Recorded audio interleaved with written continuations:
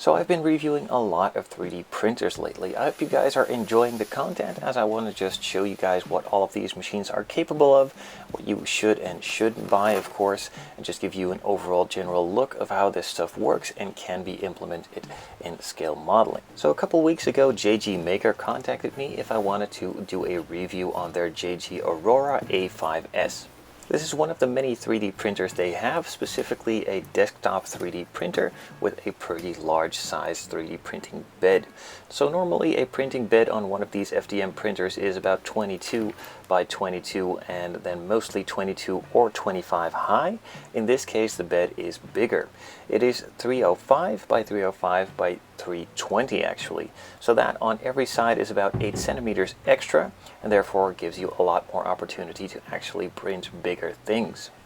The printer itself does require a little bit of assembly. The main hoop here, that is pretty much an O form, needs to be put underneath the main printing bed itself and then screwed together on each corner. Then the spool holder needs to be screwed on as well. A couple of plugs need to be put in and you're pretty much set to go printing after setting up some of the final details, of course, and peeling off the plastic.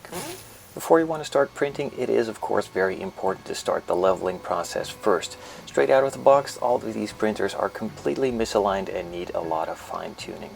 So first of all, let's start with the first corner. By tightening the screw, you just lower the bed, and of course by loosening the screw, the bed raises a little bit. It is a fine-tuning process, but it takes a little time, but after a while it starts to become really easy if you've done it a couple of times. So after setting up the printer, it's time to start making your first 3D print happen, of course. In this case, for the JG Maker, I would advise to use Ultimaker's Cura. This is a slicer that is recommended by JG Maker themselves, and also it is easy to use as the JG Maker A5S and some various other printers are already pre-programmed in here. So you just simply need to select which printer you're going to be using, and you're good to load up your files. So in this case, I just wanted to set up a calibration print, and I'm doing that with a calibration cat. There are many calibration files out there on the internet, on Cults 3D and Thingiverse. You can find them, just type in some calibration files and it will probably pop up.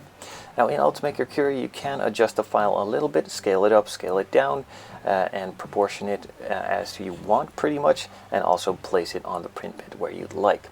Now then it's simply the case to slice the file if the settings are okay, or you'd need to change the settings, change the thickness of the lines that it's going to be printing, and also the infill, maybe even add some supports or extra adhesion. I personally don't really like the adhesion layer around it, as it needs to be cut off around the edges very carefully, and the support in this case, since it is a calibration print, it should be printed without supports.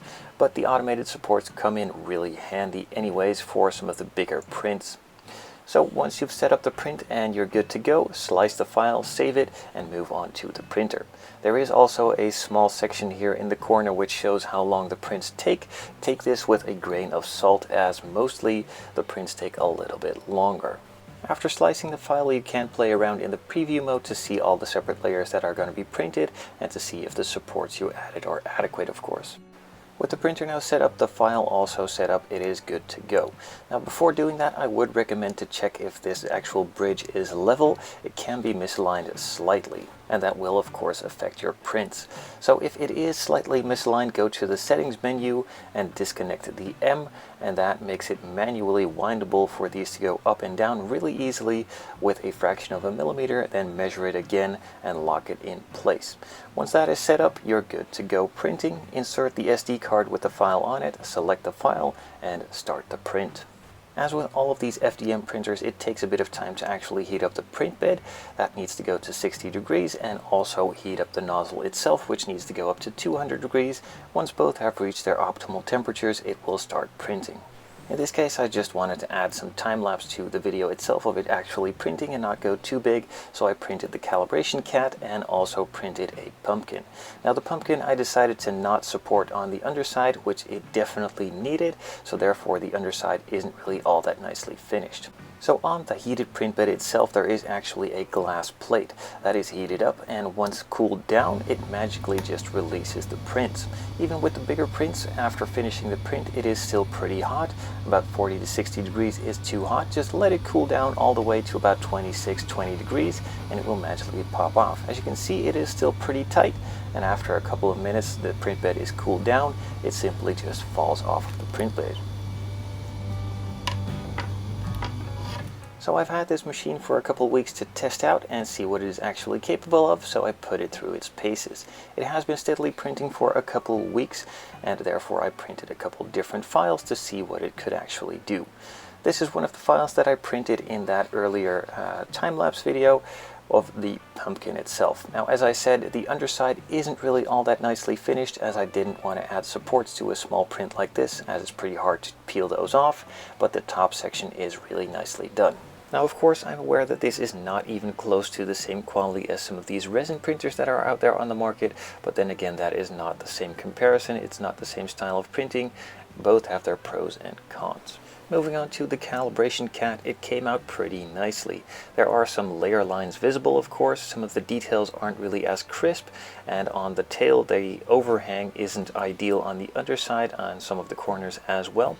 The printer can require a little bit more tweaking and fine-tuning. I'm personally just setting it up here and there, seeing what works and what doesn't, so it can still be refined a lot more, but I'm not an expert on this at all, so I just really like the way that these prints came out with some really basic knowledge and basic setup. I also printed another one of these whales to keep your packaging closed, and it does really capture a lot of the details around the eyes and also the mouth super nicely. There was a bit of a shift in the lines on the side, not really sure what happened there, but overall it's a really nice print.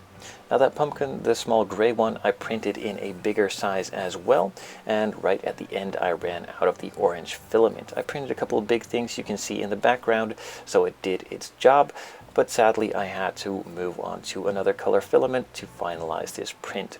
There are some rougher edges around the eyes and underneath the mouth. These are from some supports. Now again, that is probably all down to me and some of the settings that I didn't dial in perfectly, as they just were really hard to remove, and therefore you can still see them. Moving over from some of those smaller prints to a couple bigger ones. In this case, I printed out one of these test vats. This is really a nice print to show some of the detail it can capture with even the wood grain on the side and top as well.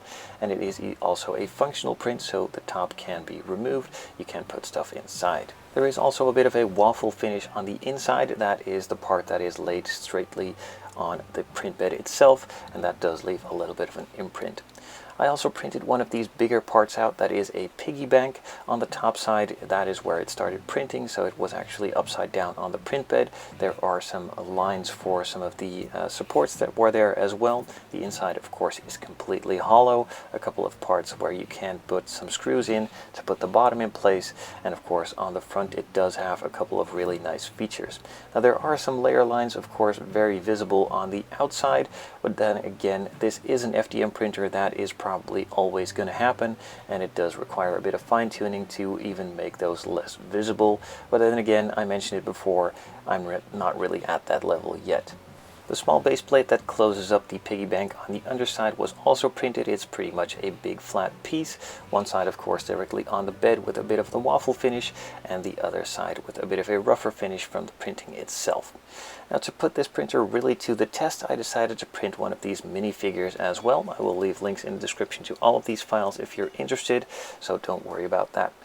This one was a pretty big torture test for the printer itself. It does have a little bit of stringing going over from one side to the other, but that is just easily removed. Overall, I was really pleasantly surprised by the actual amount of detail that this machine was able to capture on such a small, fine print.